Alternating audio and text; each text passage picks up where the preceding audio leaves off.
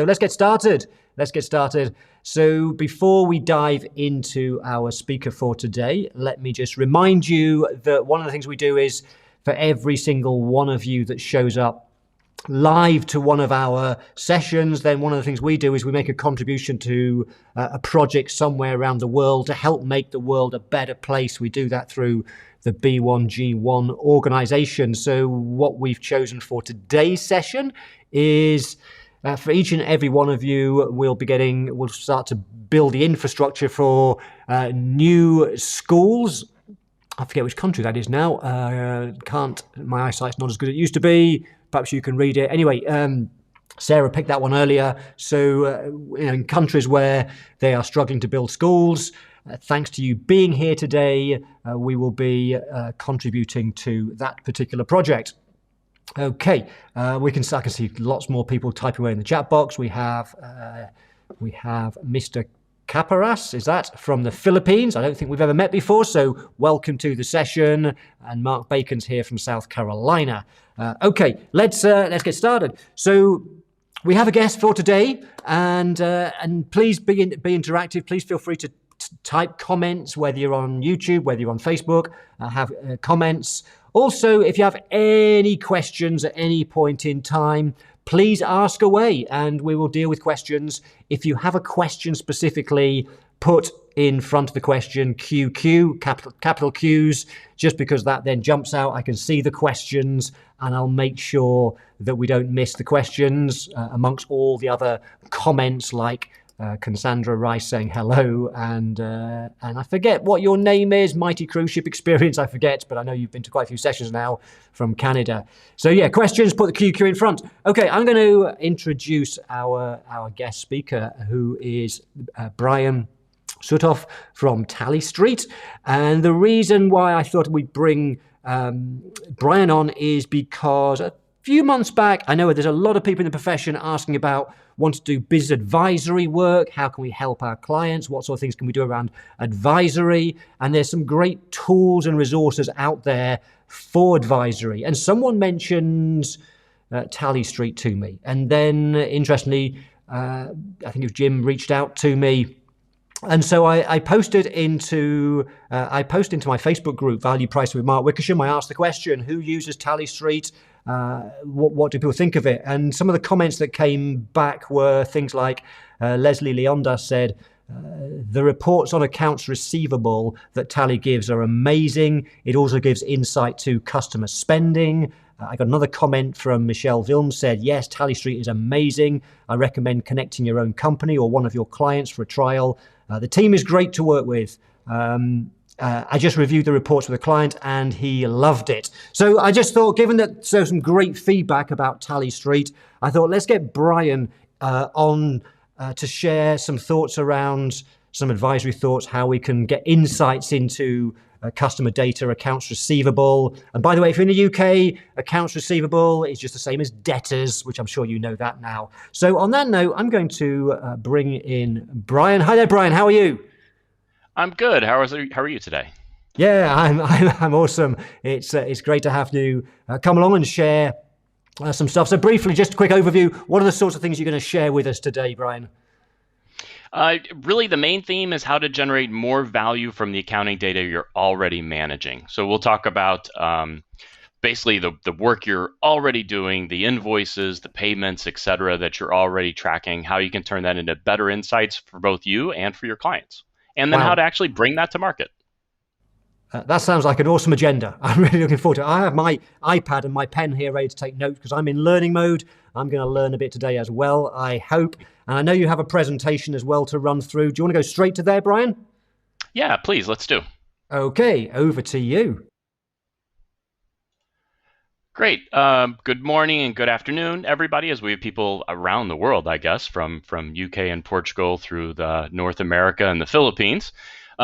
So again, what we wanted to talk about today, or what I wanted to share more about, is how you can provide more value to your clients using the data you're already managing. At the same time, you can generate more value for yourself by using the same data, but also offering these additional services and value to your clients. As a quick intro to Tally Street, we're really for small businesses who want to grow and get paid. And what we do is provide smart software that helps you and them boost sales and incoming cash flow by using data and a lot of smart, again, software, statistics, machine learning to anticipate problems before they happen. Um, we're a relatively new company, just a couple years old. We're not a household name yet, but we were selected by Accounting Today as a top new product for this year, for 2021. Last year, we were part of the AICPA Startup Accelerator Program, and we're based in Boston, where we are a member of the Digital Federal Credit Union, a bank in Boston, their Center for FinTech Innovation. So we're really thankful for the broader kind of accounting and finance community and helping to support what we're building. So we talked about the agenda a little bit. And just to recap, what we really want to focus on today, what I want to focus on today is how you can generate more value from accounting data. And what some of those value metrics are that you can use across your own practice and you can deliver to clients. And then instead of just kind of introducing these concepts, I also wanted to bring it down to how you could actually roll this out. So how do you start to make the service available to clients, and how do you anticipate their needs and upgrading them from kind of tier of advisory service to tier of advisory service as their business evolves. As Mark said, this will be a lot more fun for me if it's interactive. So please don't hesitate to post questions in chat. I'll try to keep one eye on chat, and I've told Mark, please interrupt me at any time if there's something else that it would help to kind of address across the presentation. So with that, let's jump right in. So one of the key things we've seen recently is that business success is measured differently today, changed over time, right? So from an accounting perspective, initially in the late 1800s, we had modern accounting evolved, and that really focused on the things we still use today, the financial statements, current ratio, turnovers, etc. And those are still valuable, still needed. We still produce them, but the focus has changed over time. And maybe the next big shift was in the 70s when there was a focus on maximizing shareholder value. So you had all your financial metrics, but really the judge or the arbiter of whether you were generating value was the shareholder, who would bid up your stock, or maybe the owner of the company, and how was value accruing to them, and that helped measure what was important and what was critical. Where we've gone in the last 10 or 20 years, a lot of this led by software as a service, subscription companies, is really a focus on customer value, being that the customer is that final arbiter or decider into the value of the service you're providing. And that leads businesses to focus on things like the customer life cycle. So when is a customer new, and how do they migrate from various stages of their engagement with the business? How do you drive upsells, cross-sells, minimize churn risk, group customers into groupings or categories of those with similar profiles so that you can address them and help them grow in the same way. And the reason for all this is some research that's actually not really new. This goes back 15 years or more. And that's that if businesses can increase their customer retention rate by 5%, it boosts profits by 25 to 95%.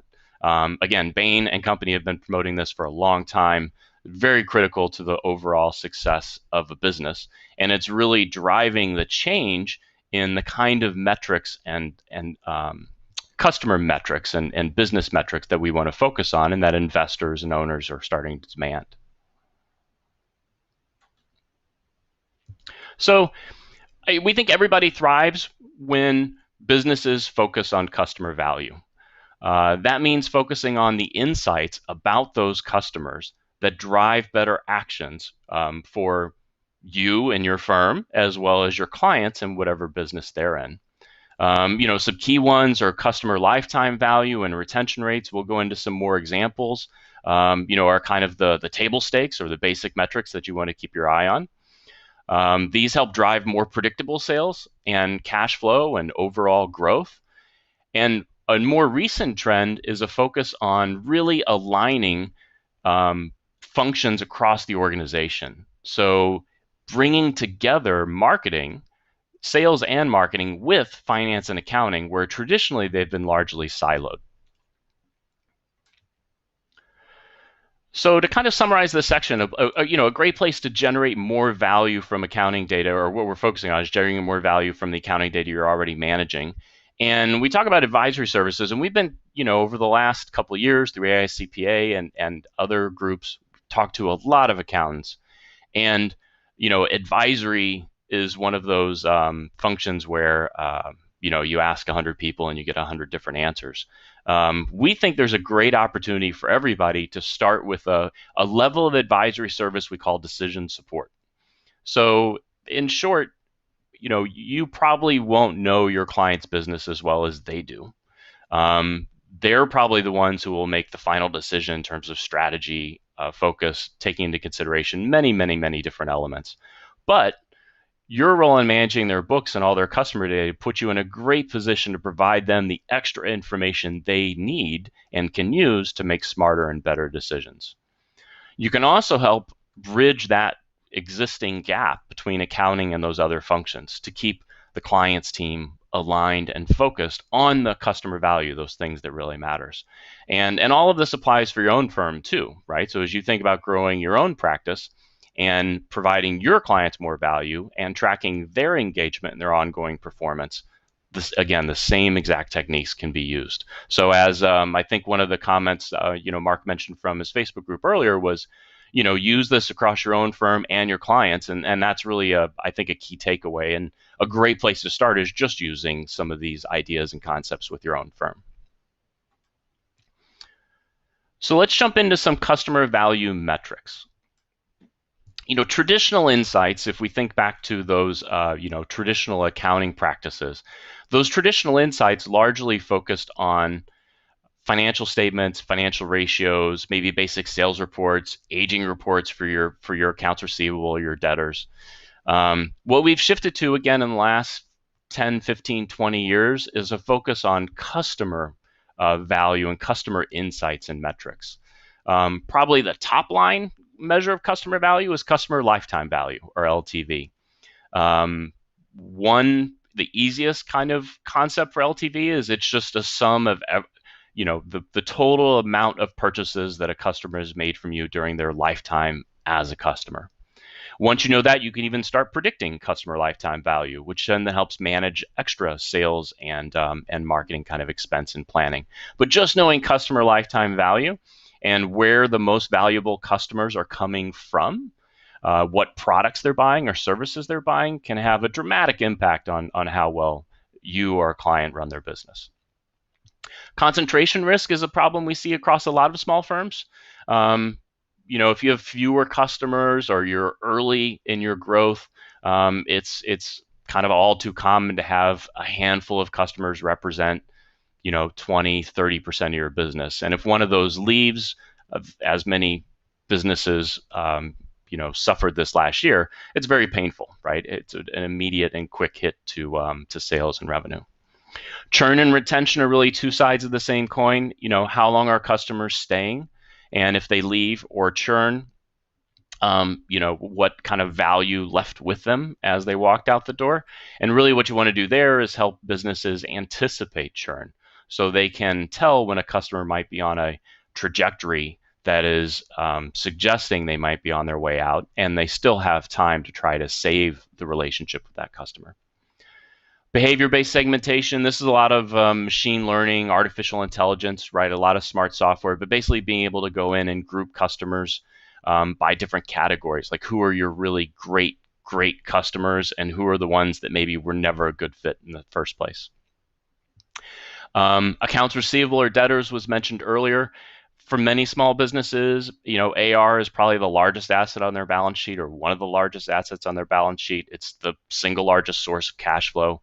So really keeping track of the key performance indicators, the KPIs around AR, and helping prioritize AR have, again, another dramatic impact on the success of the business.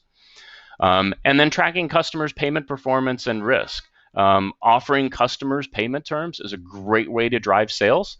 It's also a way to get into trouble if it's not tracked and managed carefully on an ongoing basis.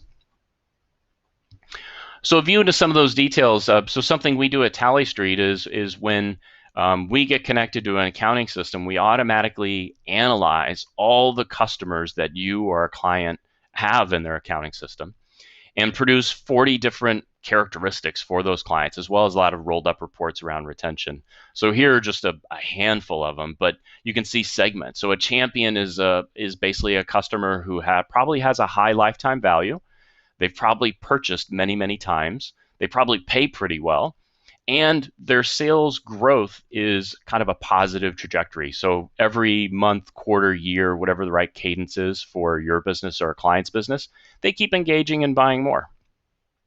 The don't lose them or give attention categories, those are your churn risks. So those are customers who might have previously looked like good customers, promising, maybe even champions, but their purchasing slowed down. And that's an early warning, an early indicator that there might be a problem that you or the client should help address.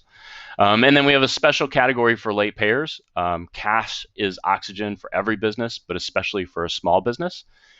So being able to manage those late payers and hopefully minimize the lateness of those payments is something that we want to separately categorize and use to help drive some of the collections and AR automation work. We talked a little bit about alignment across the teams. There's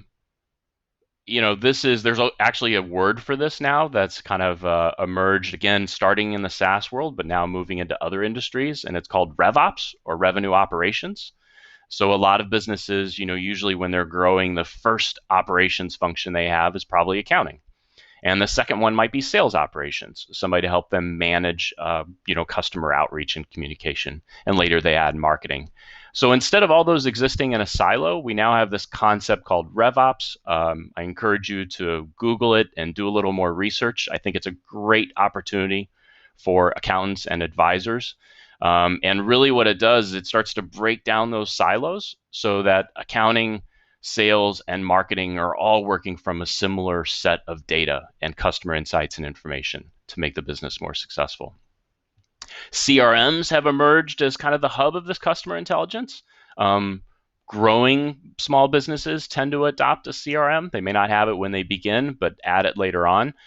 Some popular ones, of course, are Salesforce, kind of larger businesses, HubSpot, ActiveCampaign. So really making this information available in the CRM can help everybody get on the same page. But spreadsheets, Google Sheets, email, there are really ways for anyone to get started to help keep everybody coordinated and focused on driving that customer value. I really quickly, in using Tally Street to do these things, our goal was to support small businesses and their accountants and their advisors. And we basically built the product with the assumption that there were not large IT teams sitting in the background. There weren't a bunch of data scientists. So we designed a product that's zero config to start. So in about 30 seconds, for example, you can add QuickBooks or Xero.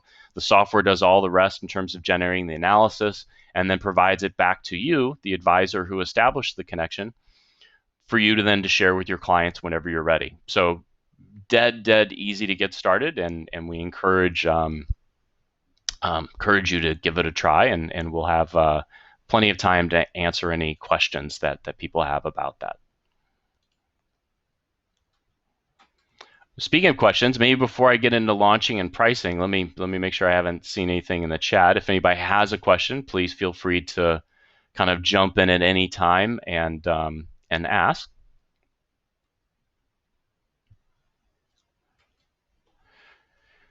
So Barry, my background is really in analytics, but also marketing and marketing automation, and a lot of times building these GTM or go-to-market plans. So I wanted to borrow some of those concepts and share them with you as a way that you could start to provide these extra customer insights and values directly to, again, your own firm, but most importantly to your clients and generate more value for the clients. So one marketing term is nurturing. And really that's just regularly engaging clients so that you're front of mind. They see you, they capture you they interact with you all the time, and they appreciate what you're doing for them because you're constantly offering them some value. The great thing about nurturing clients is it's not a hard sell approach. So I know, a lot of people are uncomfortable with getting out there and really aggressively selling your services. The good news here is you don't have to. If you start providing them some value, then they'll eventually come to you for more, right? That'll generate questions. It'll generate interest. And when they come to you, that's an opportunity to offer them additional services that really grow with their business, because their needs will evolve as they move from being say a brand new company to $1 million a year to $5 million to $10 million and beyond. And by nurturing them, you keep that constant engagement. This is also an important shift from doing more like compliance-oriented work, say tax or audit, to being more advisory, is interacting with clients as often as possible. I mean, one thing we learned with any small business is that client or customer feedback is absolutely critical to success. So the more opportunities you give yourself to collect the feedback, the better off you are. So again, the core points of a kind of a successful nurturing campaign, right, or engaging your clients, is to be proactive, right? You want to reach out to them. You don't want to wait for them to contact you.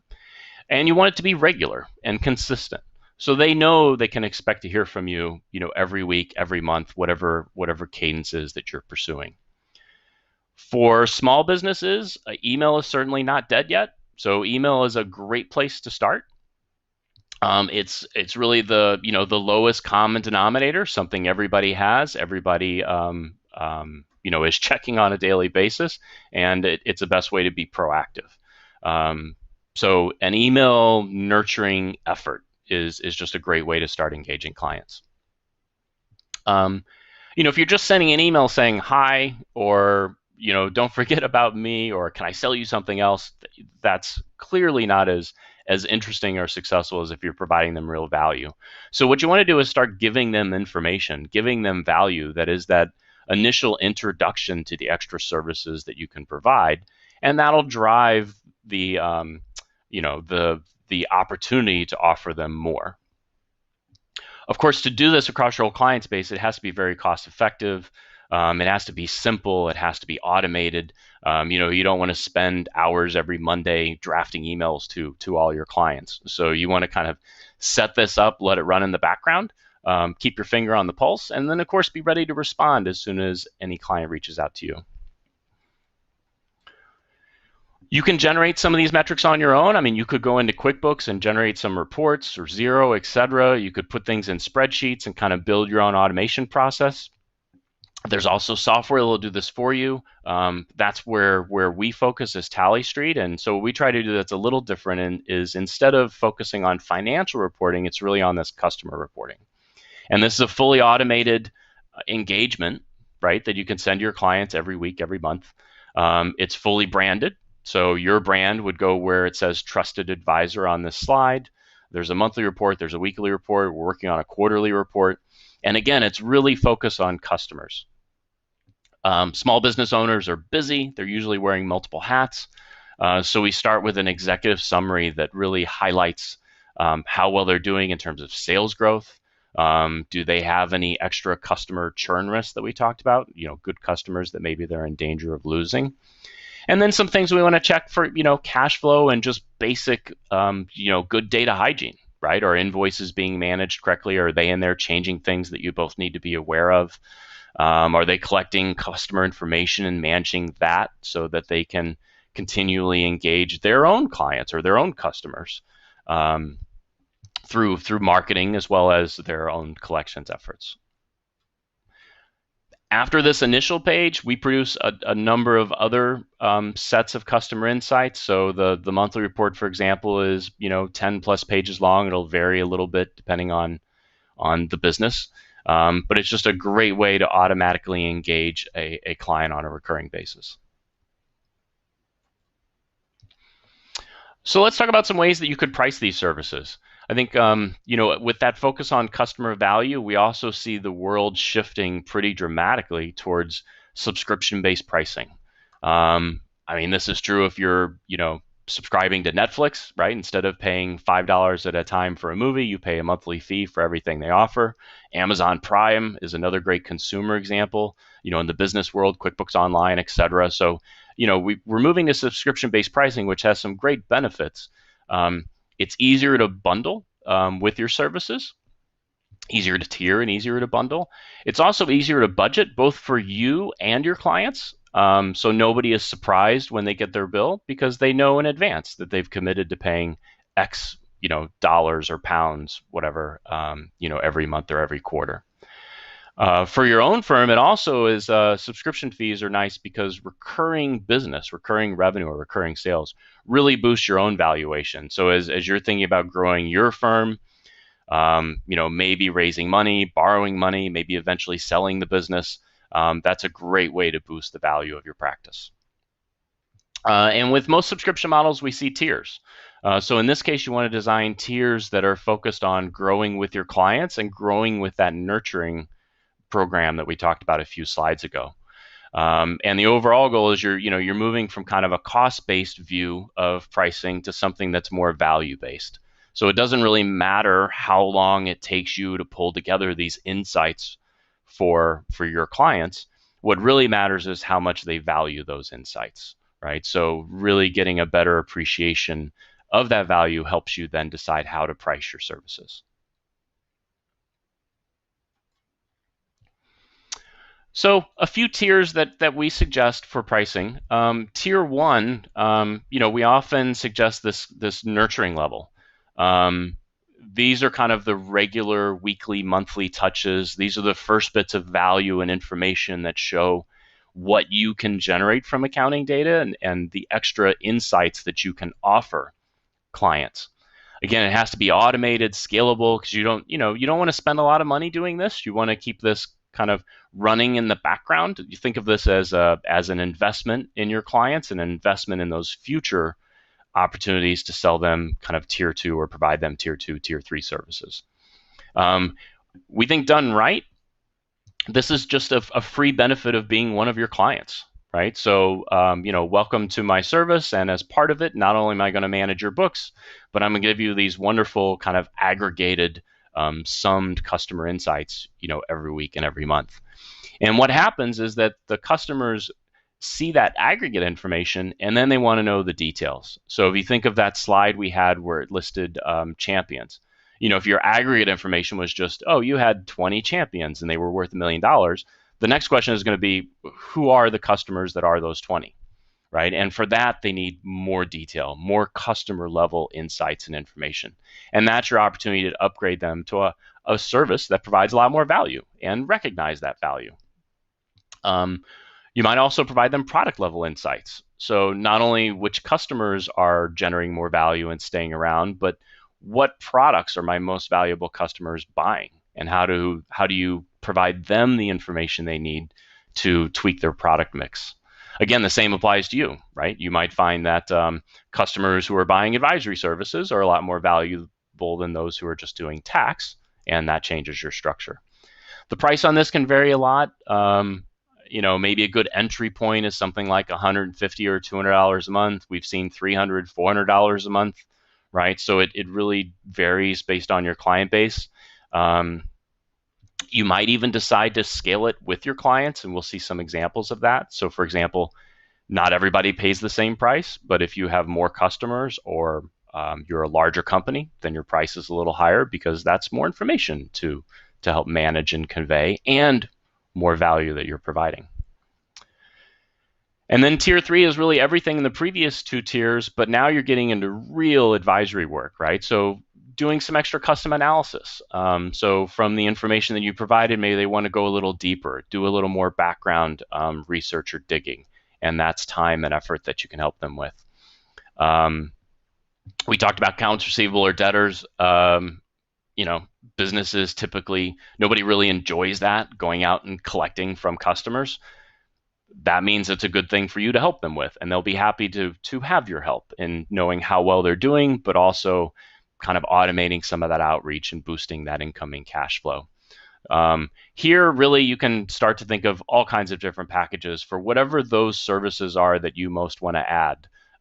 whether it's the extra analytics help, the AR collections help, CRM integrations. You can kind of pick the ones that you're most comfortable with and start building out those packages and options.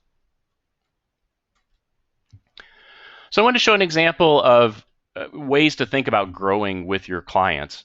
So one thing we do, if you connect your own books to Tally Street and then you also connect clients to Tally Street, is we see how much you're charging your clients, but then we also see kind of some performance indicators, KPIs of your clients. One of those is, of course, their sales. So if you just compare your fees over the last 12 months to their sales over the last 12 months, then by client, you can kind of see how much are you charging as a percent of their sales. You might have your own target giving your pricing strategy, but if you're consistently, 1% of sales, let's say, maybe you're growing together. So as they go from a $1 million account to a $10 million account, your fees grow along with that because it takes a lot more to support a $10 million business. If you see somebody where your fees have dropped to, 0.2%, 0.3% of their business, that could mean that you've underpriced your services. It could mean that you are just not providing them enough services. So it's an opportunity to offer them something new, something extra. And as a growing business, they probably need more help. Another way to find opportunities is to look at those KPIs like sales growth. Find those quickly who are growing the quickest, most quickly across your client base, and offer them additional services. And again, that could be based on revenue or it could be based on customer growth. If you think of invoicing or collections, the amount of work you have to do in each of those areas is basically highly correlated with the size of the business. And you can think about doing that in your pricing. Other opportunities are to look where the clients are having problems. Again, for small businesses, a really large one tends to be collections. So CEI is a collections metric that's great to use across clients because it's a percentage that's easy to benchmark and compare. So if a client is perfect in collecting, their score would be 100%. Obviously, we see some here that are well below 50 and could really use some extra help. And that might be everything from helping follow up the customers or even just starting with helping recommend using standard payment terms. Maybe they're not even putting payment terms on the invoice, so customers don't have a reasonable expectation of when the money's due. So just some basic blocking and tackling that you can provide your clients to really help them quickly boost incoming cash flow and kind of smooth out their operations. So to kind of wrap up, we think that there's a great opportunity for you as their accountant, their advisor, to be a real hero to these small businesses, to basically change the perception that clients have of a lot of accounting practices. And instead of perceiving financial data or your efforts as an expense, right, something that they have to do because they have to pay taxes, they have to provide reporting, they can view it instead as an investment in their growth and an investment in their sales. That dramatically, again, I feel like I'm using the word dramatically a lot, but that really changes how much they value you, how much they value your services, and their willingness to pay. Again, especially for that nurturing phase, this needs to be very scalable and cost effective. But even when you move into tier 2 and tier 3, the great thing with cloud-based accounting systems and cloud-based software like Tally Street is that it is very scalable. It does grow with your client base. So it can really be used to cost effectively start to grow these services. And, obviously it's our focus, so we're biased, but we really think that the focus needs to be expanded from financial metrics and financial analysis to really these customer-centric metrics and analysis that you can use within your own firm to nurture your own clients and grow your relationship with your clients, and then take those exact same concepts now that you're familiar with them and then offer them to your clients.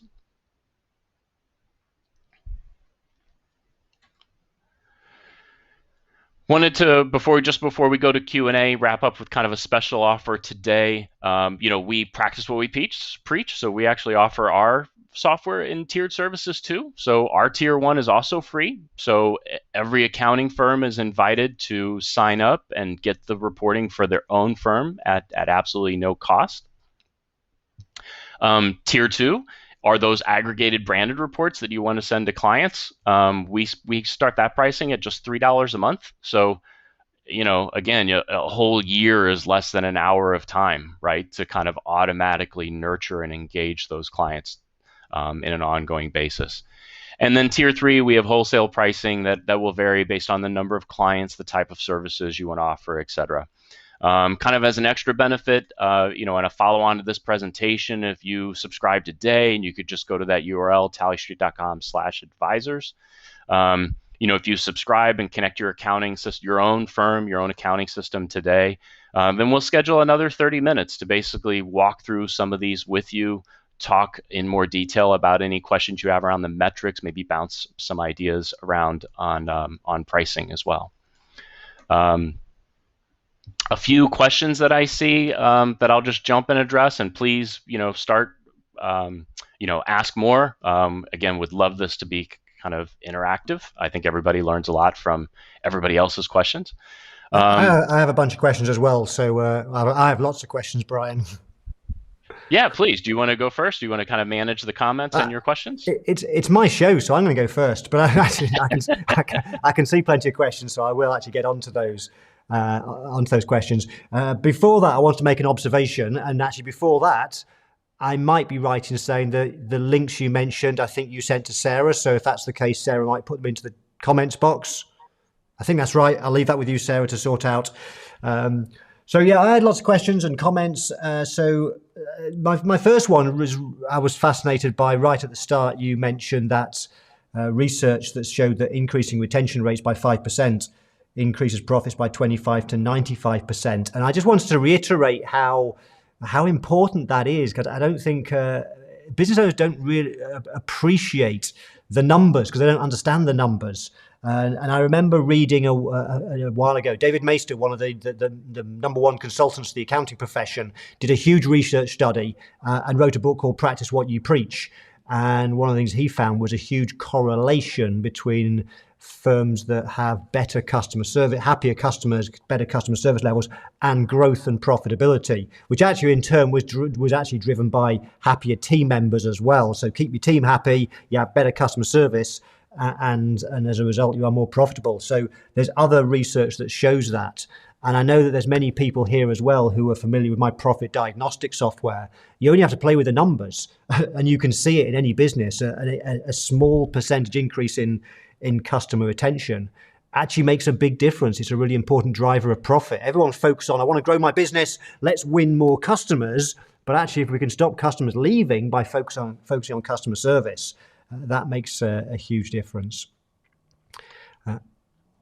Yeah, absolutely. There's a metric we didn't talk about is CAC, customer acquisition cost. And yes, of course, every business wants to acquire more customers and should. But once you acquire a customer, that customer acquisition cost is your investment in the relationship. And the more that you can sell that customer over time, the more you get as a return on that initial investment to acquire them. And yeah, that's behind the math. That just dramatically boosts the overall profitability of the business. And Bain and I think Harvard Business Review, not MIT, have been working together a long time on those types of metrics and analysis. So this is proven stuff at this point. Absolutely, and I think that the more that the world moves to subscription-based models, the more that businesses do, there are certain measures that are becoming increasingly important. I think the CAC one is absolutely right.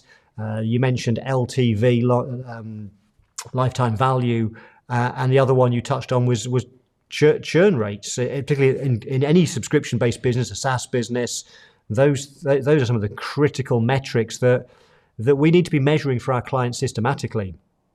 And Interesting, the CAC one, that's certainly important. Lifetime value, of course, is certainly one that I think that we can add huge value, because most small businesses don't measure these numbers. They just don't measure them. And lifetime value is so important for so many reasons. You touched on a few. It's one of the key numbers in marketing. When you know what the lifetime value is, then you know how much money it's worth spending, whether it's Facebook ads, whatever it might well be, to acquire a customer. But most businesses don't measure. No, and one of our, I guess, hypotheses behind, starting and building Tally Street was that a lot of these SaaS metrics are very, very applicable to non-SaaS companies, right? So just because they might have been refined in that space doesn't mean everybody can't benefit from tracking things like lifetime value or customer acquisition costs. So we're really trying to, bring that to a much, much broader set of small to mid-sized businesses. Yeah, absolutely. Great point. I have loads more questions, but I'm conscious that other people have questions too. So let's just go back to a few of those. I think the first one I saw was from Lisa, so a fairly simple one. She said, do we get a copy of the slide deck? Yes, absolutely. I can share a copy with, you'll have to tell me the best way to do that. If I just provide that to Sarah, or I can post a link. If you say it to Sarah, then what Sarah can do is put the link to it in the description above the video. So just allow us 24 hours or so, Lisa, and we can get that for you. The next question that came in was from Stuart. I think it was a question. Yeah. Could this be adaptable for some of my clients that are financial advisors in Canada and US?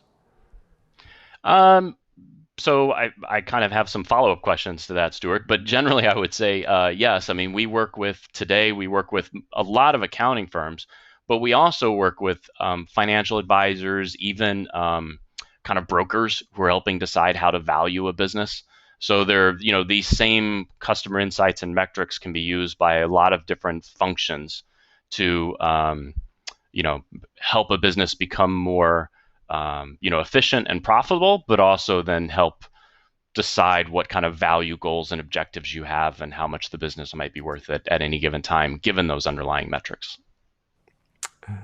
Okay, there was a question from Rennie Evans in the UK, and Rennie said, let me just add, any plans to link to Sage 50 accounts, not a pure cloud accounting package, but hybrid via Sage Drive?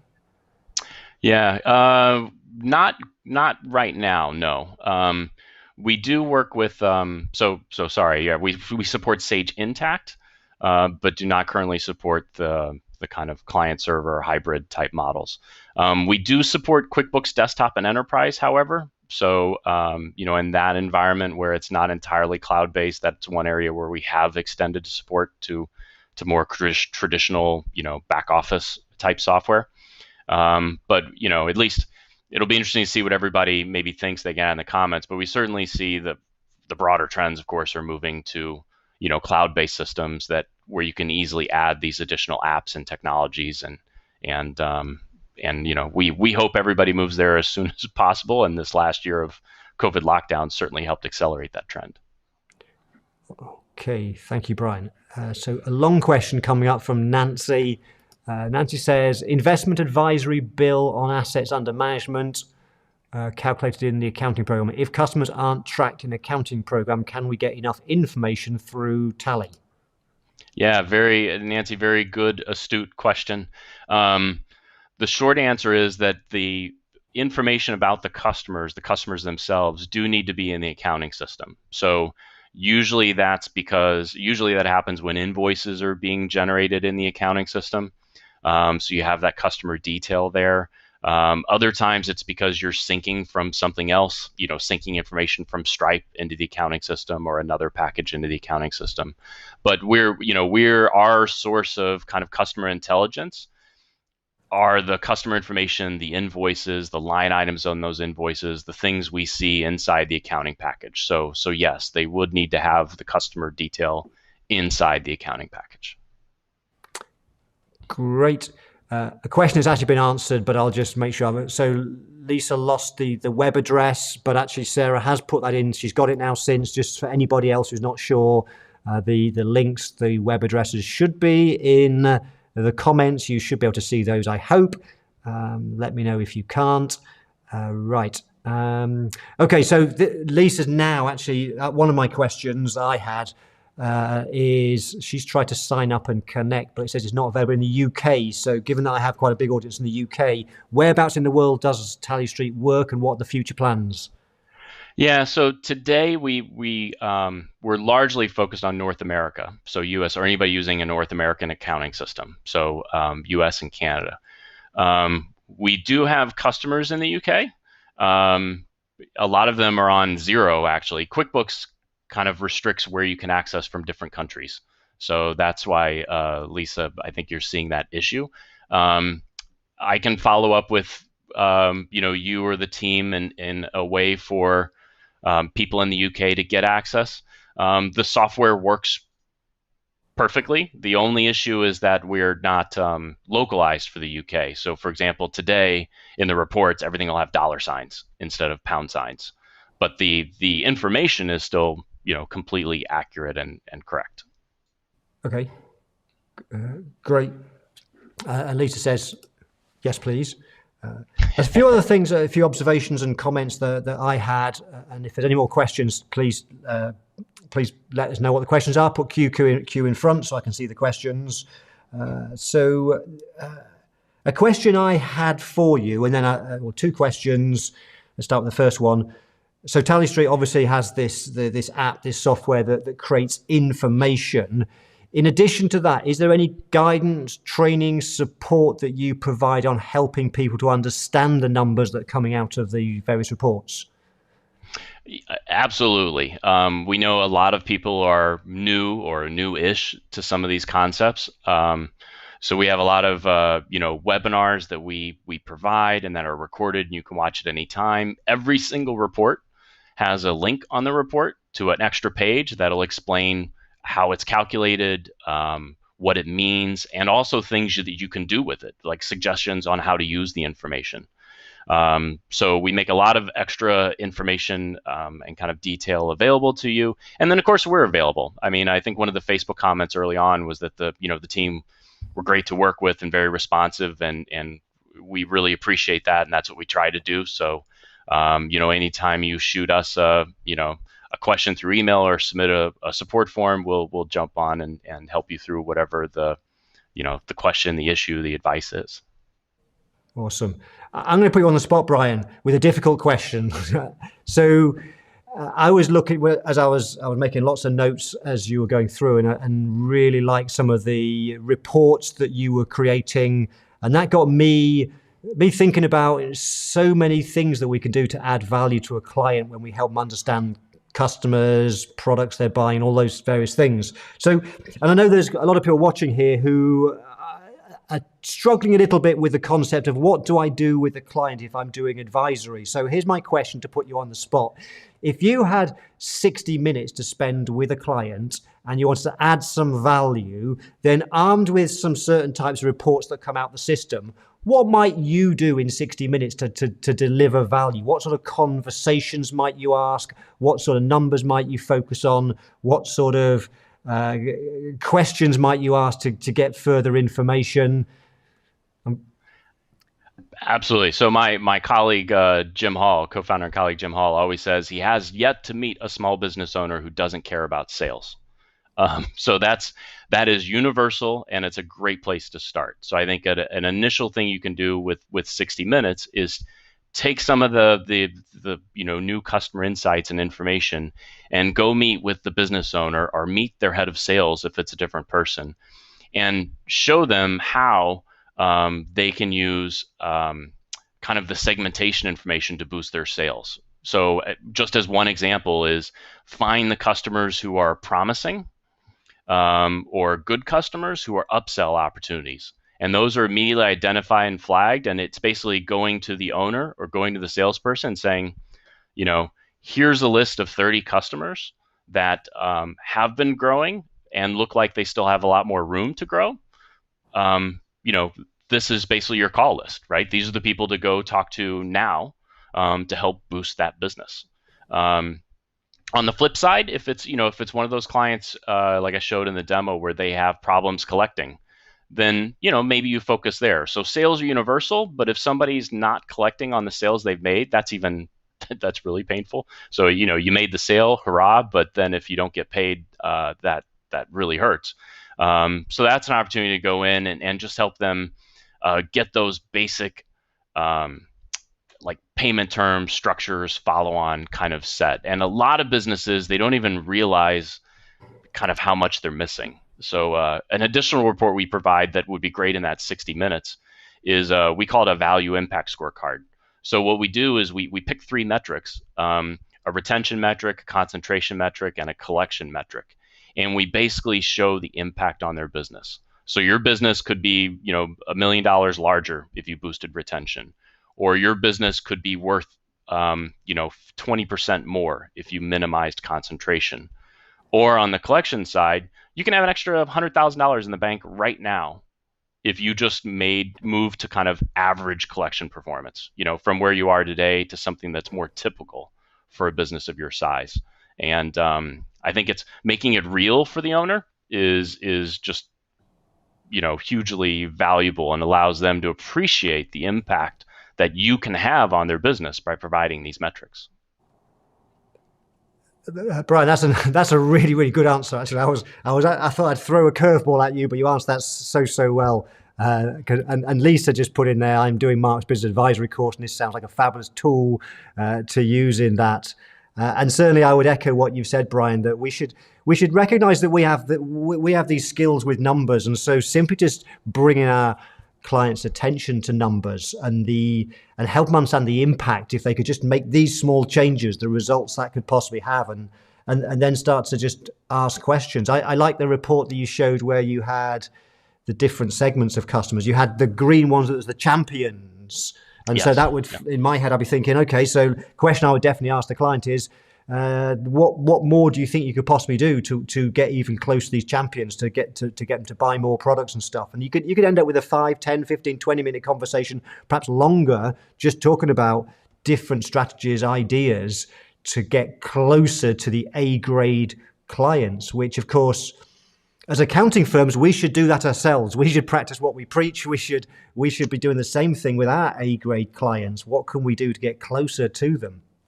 Absolutely. Yeah. And in addition to selling those clients more, the retention we talked about, which is so critical,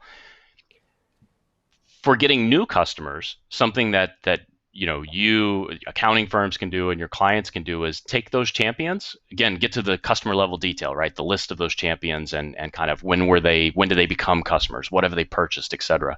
And you, to use a marketing term, what you develop is a profile of or a persona of champions.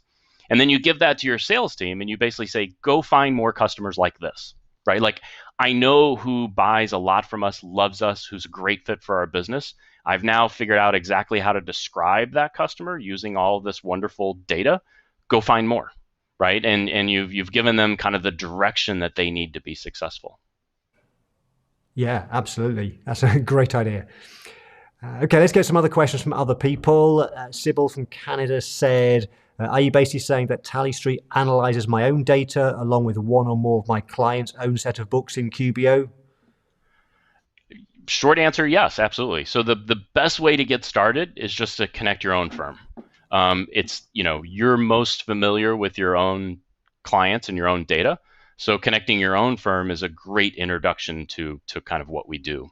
But the real value comes from also connecting clients and then combining those two sets of insights, right? So you get the results for your own firm, you get the results you can directly share with clients, and then you get those results I showed that help you understand how well you're impacting your client's growth, right? How much are you charging each client, or how much are you participating in their success and growth? So to recap, the answer is yes. The path we suggest is connect your own firm, take a look. If you like it, start connecting clients, and then the value kind of increases exponentially as you add more clients, right? Because it's kind of like with a lot of things in data, right? The more information you have, the value multiplies. right? So that's just that's a great path to get started. Connect your own firm, start adding clients, and then just keep iterating and improving from there. Okay. Next question is from Lynn James in Canada, which is a follow-on to Rennie's question earlier. So I think it just follows on from that. She says, could we export information from Sage 50 for import to Tally Street in the interim until there's an integration? A good question, and given the number of questions we've had for Sage 50, maybe I need to go back and reevaluate our roadmap and some of our plans. Today, no, we don't accept imports. We kind of directly connect to accounting systems. It's a way to ensure that the data are always, the most up to date, the most accurate, the most consistent. So that's kind of the path we've taken so far. So unfortunately, no, we do not have kind of an import method right now. Okay. And going back to the conversation about different countries, because you're focusing at the moment on North America, William Long is in Ireland. So he says, what about Eurozone? Yeah. So today, if you're using QuickBooks, the QuickBooks store will kind of restrict things to Canada and the US.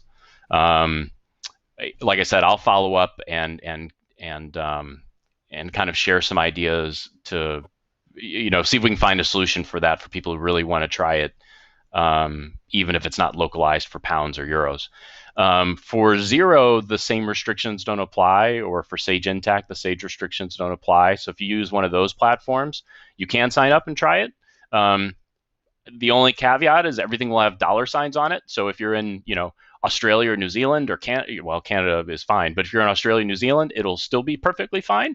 But if you're in, Ireland or, the UK or somewhere that doesn't use a dollar sign, it'll be, that's just not ideal right now. It's something we're working on. We'll build out more local versions. Yeah. Okay, great. I can't see any more questions. An idea I want to kind of throw out to people would be, I like you showed a screenshot at one point of what I guess was the executive summary, where you had some little symbols down the side saying things like accounts receivables going in the wrong direction and so on, which I love that. And I guess, I might be wrong, but I kind of assume that's what you would make a deliverable as part of the nurturing tier that you might do to nurture clients. And the thought going through my head at that point is, I know a lot of people here right now are going through my online live academy. What I would suggest that you do is get that executive summary and then do a really quick 5-minute Loom video or something and then send that to the client, which I know is a little bit more effort, but it's 5-minute video. But that's where you really impress, really wow people.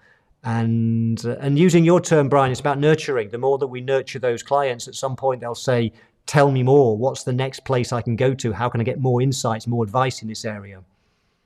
Yeah, the Loom video idea is fantastic. I really like that. That report is something, if you connect your own firm, you get that for you. And if you connect a client, then you can forward that to clients. And attaching a video, I think, is a great idea. It's a way to be proactive and more engaging. You're not relying on scheduling a meeting, right? It's kind of asymmetric. You can just send it over. That's a fantastic idea. It's something quick and easy to do, and the client will love you for it. Yeah. Awesome. Okay, I can't see any more.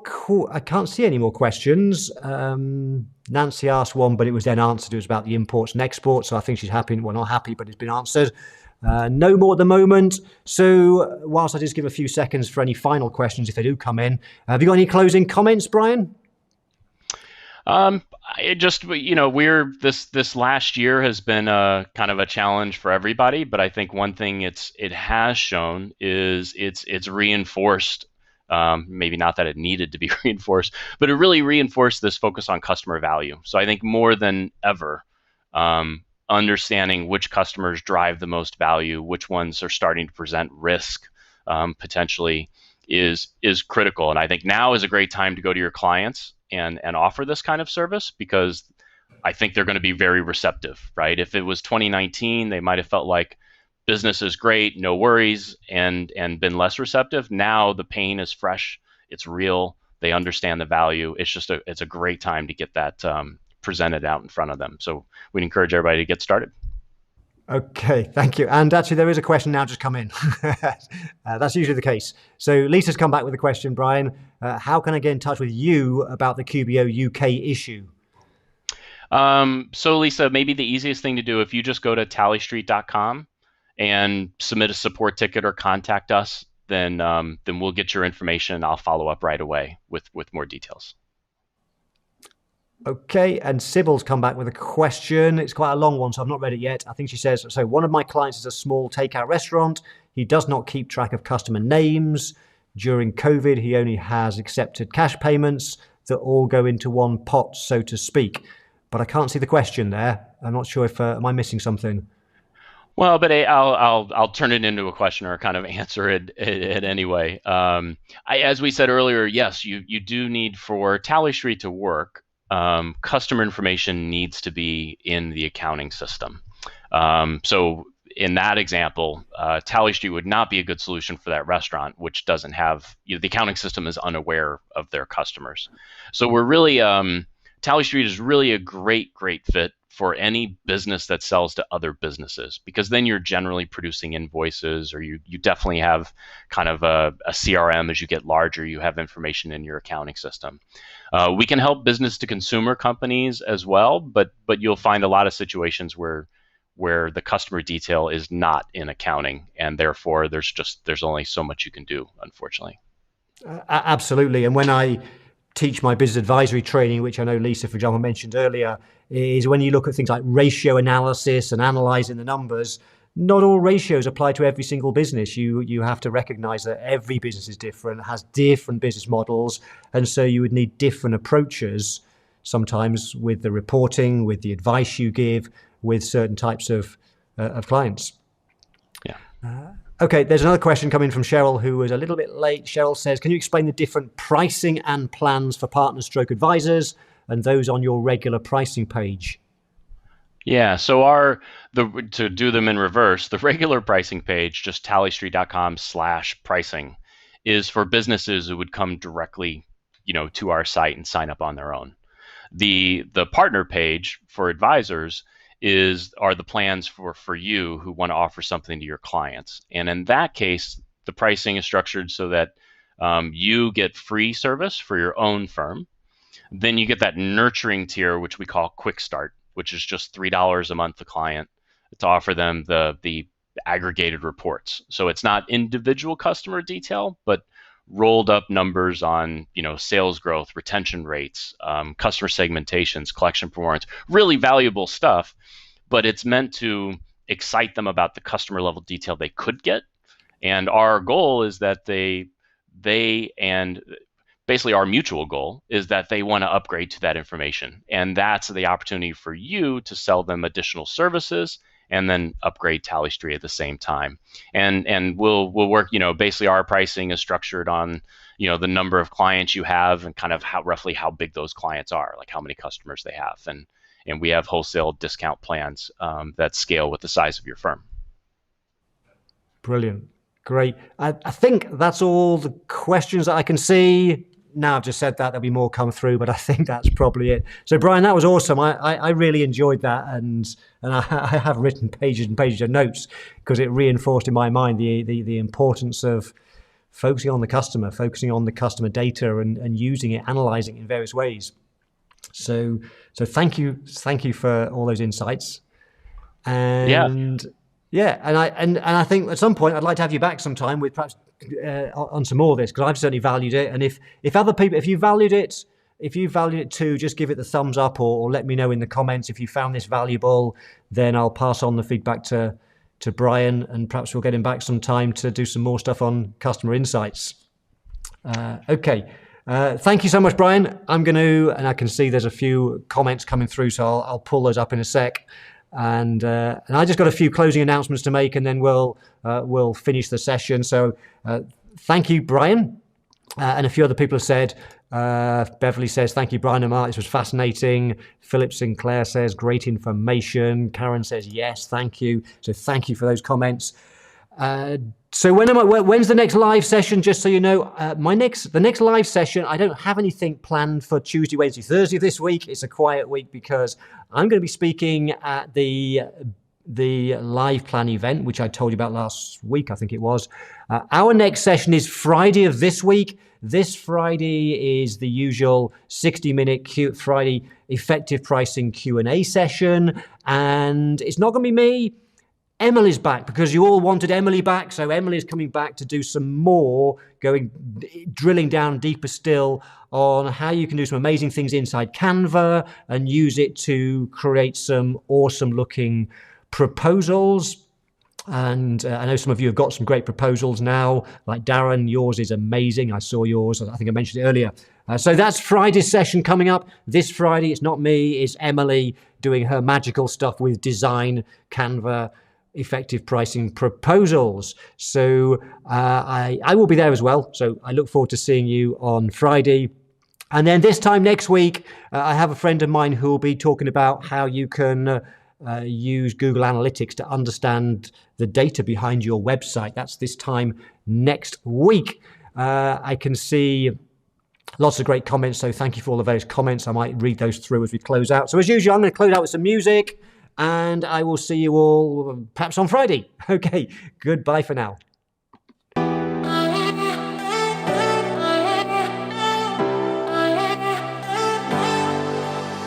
I wasted all my time, I wasted all my nights, I wasted it on someone who's indifferent.